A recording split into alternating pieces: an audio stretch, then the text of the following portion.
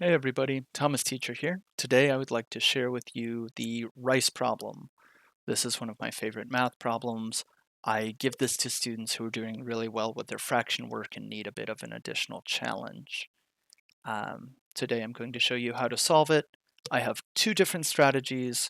These are not the only ways to do it, but these are the ways that I prefer. So let's get to it. You are cooking rice. Your recipe asks for 3 cups of rice and 4 cups of water. This recipe makes 6 servings of rice.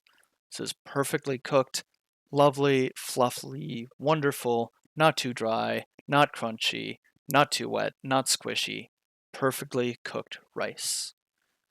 But there's one thing. You don't need 6 servings. You only need 5. And no, we are not going to throw one in the trash. We don't waste food here. Okay, so the question is, how do you make sure that you only use the rice and the water that you need to cook exactly 5 servings of rice? The same perfect, lovely, not too dry, not too wet rice that your recipe gives you. Okay, so right now, pause the video, give this a try using what you already know about fractions. Okay, go.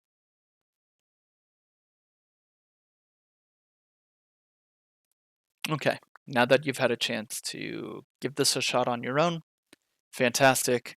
Let's take a look at this. Before we start, I do want to give a quick shout out to this website, apps.mathlearningcenter.org. This is one of my favorite sets of tools for visualizing my thinking, for showing actual pictures of my mathematical thinking. It's great for that. It's great for students and teachers alike. And there's this amazing suite of different apps that are available. We'll be using fractions today, but there are geoboards, money pieces, the vocabulary cards are fantastic. Number pieces working with base 10. I really like the partial product finder as well. It helps you multiply larger numbers by splitting them up into smaller pieces. Without further ado, here is the rice problem. So we know we have 3 cups of rice and 4 cups of water, and all together this makes 6 servings of rice. The first thing we want to ask ourselves is, how much water and rice do I need to make 1 serving of perfectly cooked rice? Once I have 1 serving, I can make any amount of rice I want. Okay, I can have an entire rice party. So this is called the unit. Okay, the unit is how much of this and how much of this do I need to make 1? 1 is a very special number because it's so easy to multiply with other numbers. Okay, so how do we find the unit? This makes 6 servings. So I want to make sure that I have the ratio or the proportion of rice to water the same. So if I do something to one side, I'm going to do the same thing to the other side. Here, I'm going to divide the amount of rice that I'm using by 6.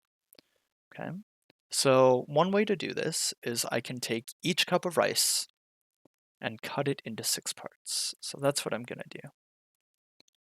Okay, each cup of rice, I'm going to split it into 6 parts. Actually, let's delete those.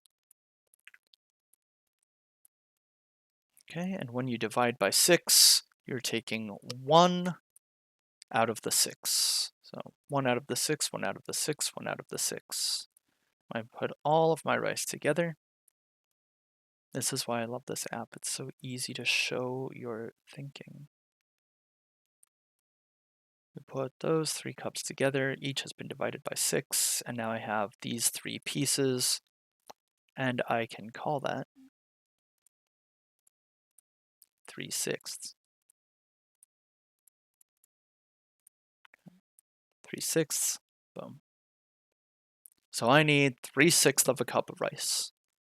The more observant of my watchers may notice that these 3/6 are equal to 1/2. These are equivalent, they're the same amount. So for simplicity's sake, let's keep the 1/2.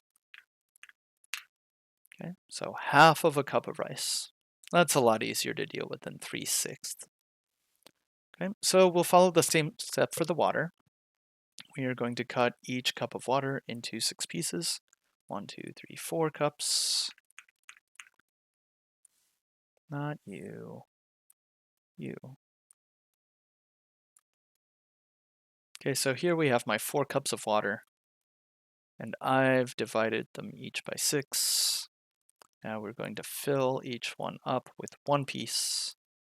When you divide something by 6, you cut it into 6 pieces and you take 1. Okay, here we go. Let's put them all together.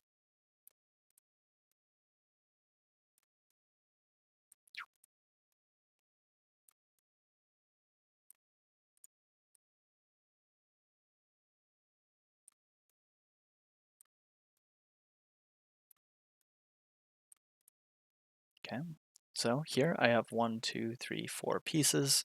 So we can call this, you guessed it, 4/6. So really interesting thing to think about.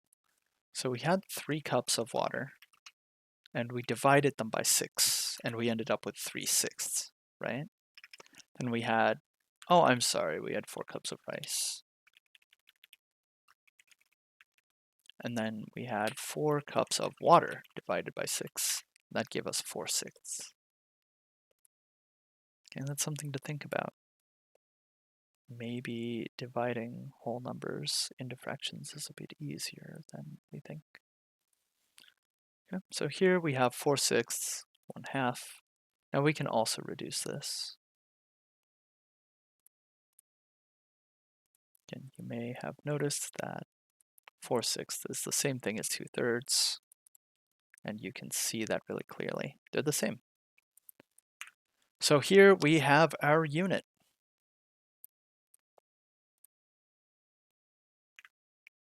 Okay, if I want to make 1 serving of rice, I need half a cup of rice. I need 2/3 of a cup of water. Now what if I want to make 5? I'm going to highlight both of these and duplicate them. 1, 2, 3, 4, 5. And now I have all the rice and all the water I need. Okay, I just made copies, or I multiplied. So now I've got all of this rice. Let's get it all together. Let's make some nice cups. I don't need 5 half cups laying around. That's the ticket. So here I have 2 whole cups. See how they're full all the way. 2 whole cups and 1/2. Okay, now I've got my 5 2/3s. And what I'm going to do is I'm going to take a few of these. I'm going to take the water out. I'm going to put it in there. Okay. So what I did, I took 1 water out here, I put it there. Makes it a bit easier to see how much I really have.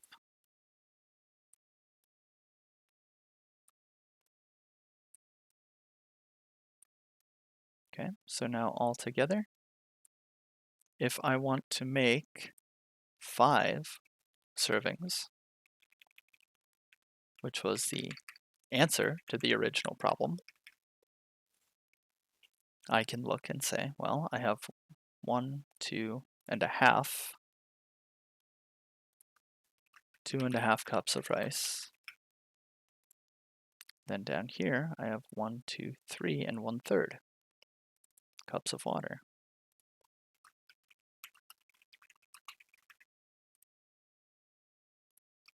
Okay, and there we go. That's the answer to the rice problem. And that's how we do it.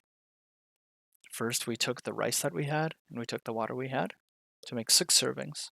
We divided that by 6 to find the unit to figure out how much rice and water we need to make 1 serving. Then, we multiplied that 1 serving unit recipe by 5 to figure out how much we need for 5 servings. Okay, so this is one way to do it. We can write it out, we can draw it out, and that's great. It does take a bit of time though.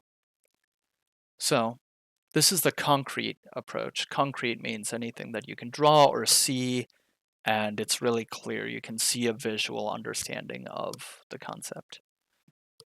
Okay. Concrete, you have pictures, or maybe you have like those blocks that we use in school where you can stack them up, or right? Those are all concrete methods. Abstract is where you can't see the idea, you just have a number that stands for it. And this can be a little scarier with new things. So please, if you're ever doing math you're not sure about, start with something concrete, start with something that you can see. Everybody does this. Scientists who were studying DNA and trying to figure out how DNA works, they started by building a model to understand what was going on. Everybody uses concrete. Okay. So here we go. We have 6 servings, 3 cups of rice, 4 cups of water. And we know if we want to get our lovely, delightful unit that we need to divide by 6. This table makes it really clear what's going on. Okay, here we are. Okay, 6 divided by 6 is going to give us 1. So here we are dividing by 6. Okay. 3 divided by 6 we know is 3/6, or we can reduce that to 1/2. We probably should. Makes it a bit easier to work with. And then cups of water, 4 divided by 6 is 4/6, as we discovered earlier. And again, we can reduce that to 2/3. So let's do that. Now we have our unit. And what makes this table so powerful is that you can quickly and easily figure out how much you need for anything. So let's say if I decided, hey, I'm going to have a party and I'm going to invite my entire class over. Okay, my entire class is 26 students. So yeah, I'm gonna have a party and we're gonna eat rice. I know it sounds very exciting. We need to multiply everything by 26 in order to get there. So 26 multiplied by 1/2. When we're multiplying, one thing you can think about is like, let's say I'm talking about Pokemon cards. I have 3 boxes of 12 Pokemon cards each. And we know that would be 3 boxes of 12 cards. Okay, so whenever you see multiplication, you can think of it as of. That word of right there really helps you with multiplication. So in this case, we're asking what is half of 26? 13. Okay. Now 2/3 of 26 is a bit trickier, but here's what's really interesting. When you're thinking 2/3 of 26, first what you can do, you can think about 26 times 2. Okay, 26 times 2 would give us 52. From there, we can divide by 3.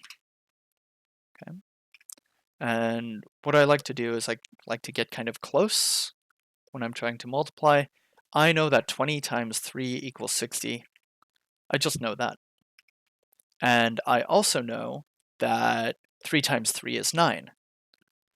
So if I take away 3 3's, I would have 17 3's and take 9 away, because I've taken 3 groups of 3 away. Take 9 away from 60, lands me at 51. That's really close.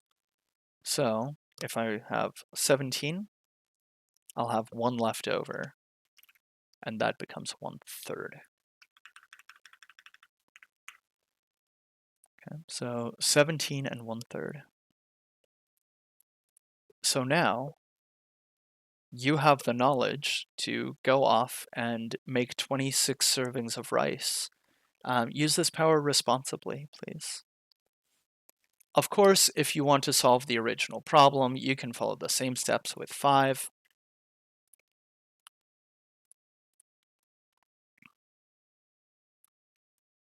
And of course, you will be multiplying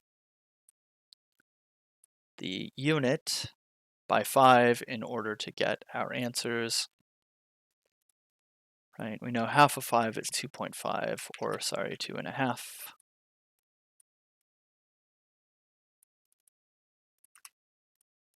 And we know that 2/3 times 5, 5 times 2 is 10, divided by 3 equals 3 and 1/3.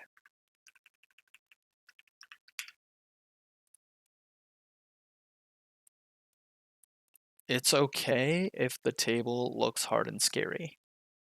Okay, the table is for when you're ready to start making shortcuts in your math.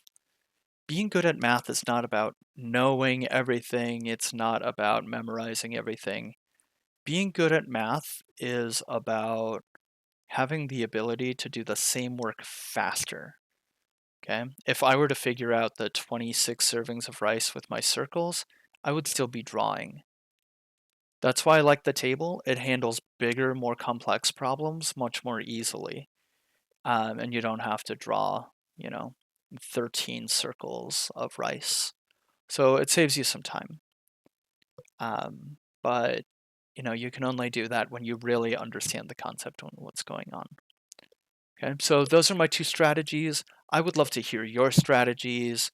Leave a comment. Let me know how you approach the rice problem, or like how much you dislike it, because it's a tough one. I've seen students get really frustrated with it. But look, we learn from our mistakes and we learn from doing the tough stuff. And remember, you can do tough things. Thank you so much for watching, and I'll see you next time. Take care.